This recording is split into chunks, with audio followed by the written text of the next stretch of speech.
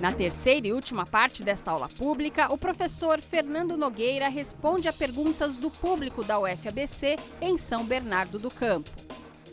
Aonde a gente pretende chegar com essa governança metropolitana, com essa gestão de risco metropolitana, e se a gente tem pé para alcançar cidades resilientes ou até uma metrópole resiliente? A governança é um problema sério nacional.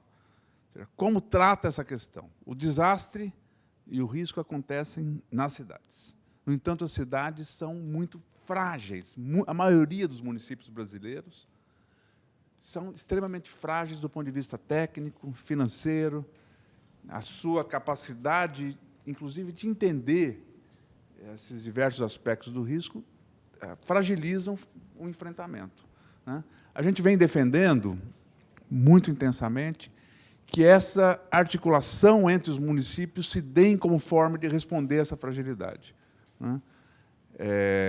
Os municípios integrados podem se articular em torno dos municípios mais articulados, mais fortes, mais capazes de responder e puxar os municípios com menor capacidade, ter recursos que possam ser usados conjuntamente, sem precisar que todos tenham, ter equipe técnica que possa ser compartilhada entre todos. Então, essa é a ideia que a gente vem defendendo intensamente, como maneira de que a Lei 2.608 seja implementada no país. Agora, a gente pode também fazer um apelo para todo mundo que produz conhecimento, que esse conhecimento tem que ser construído junto com o usuário. O que a gente vê é muita produção do conhecimento que ela fica flutuando acima daqueles que precisam utilizar.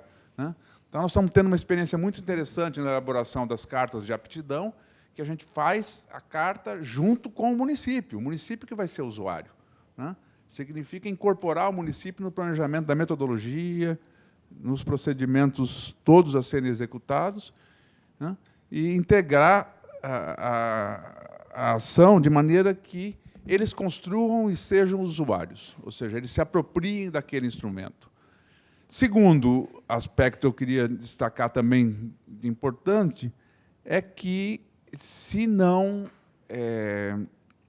criarmos esses organismos supramunicipais, existe essa tendência de que, a cada ciclo de governo, se desestruture.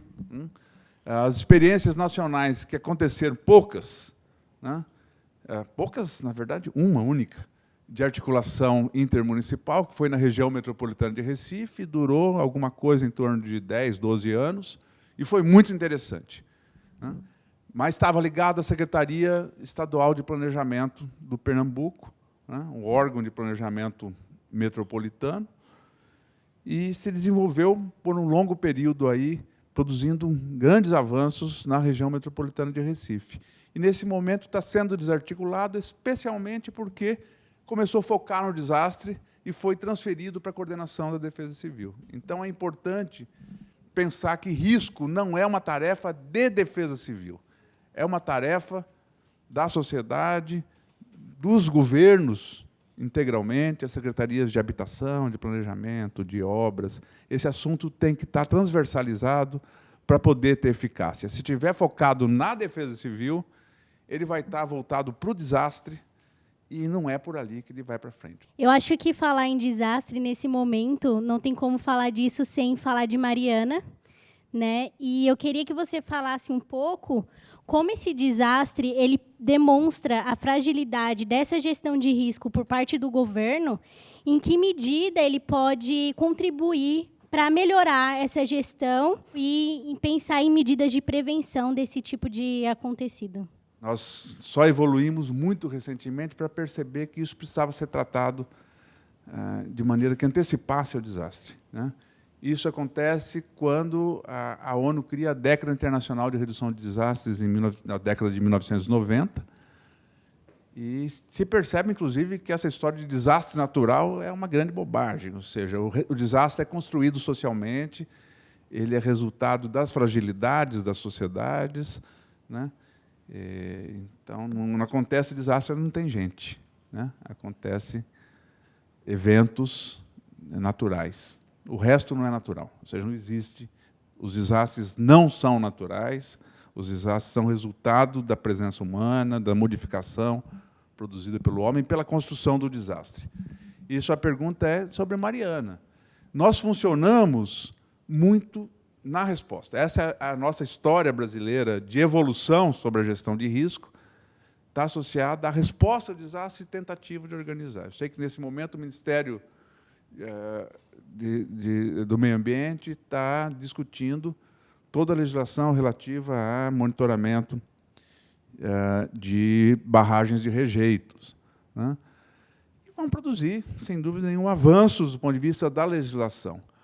Mas é necessário, muito, criar políticas mais rigorosas, né, para todos os empreendimentos, as ações, tudo aquilo na sociedade que gere perigo, tá certo? Que gere perigo. Então, nós temos uma grande rede de plantas industriais aqui na região que podem produzir incêndios, explosões, etc. Quanto nós estamos preparados para tratar isso do ponto de vista de resposta e que cuidados acontecem em relação a isso? A mesma situação aconteceu com o incêndio da boate Kiss, alguns anos atrás, no Rio Grande do Sul, né? Teve toda uma onda de controle de sala de espetáculo. No entanto, isso já se esmoreceu.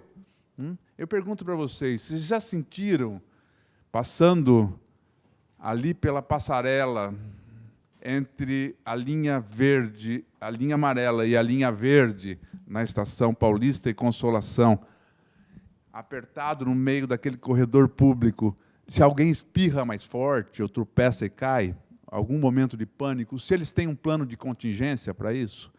Então, a sociedade precisa começar a perceber os perigos que ela está envolta e começar a exigir planos de contingência, planos de gestão de cada situação de perigo. É assim que se vive na sociedade. Nós ficamos achando que a prefeitura, o governo do Estado, o governo federal tem que cuidar da gente, né? Nós temos que ter uma ação interativa para pressionar por planos de contingência, por cuidados, por precaução naqueles lugares perigosos. Acho que é essa mudança que vai nos dar a tal da resiliência, a hora que a gente entender que é nosso direito garantir planos, cuidados, medidas que nos deem segurança mínima para esse grande aglomerado urbano onde a gente vive. É muito importante extrapolar esse conhecimento da universidade e de como que isso se relaciona com os problemas que a gente vive aqui no Brasil. E eu creio que o nosso professor conseguiu expor essa interação, né, essa parte de gestão integrada muito bem das universidades e os poderes públicos, né?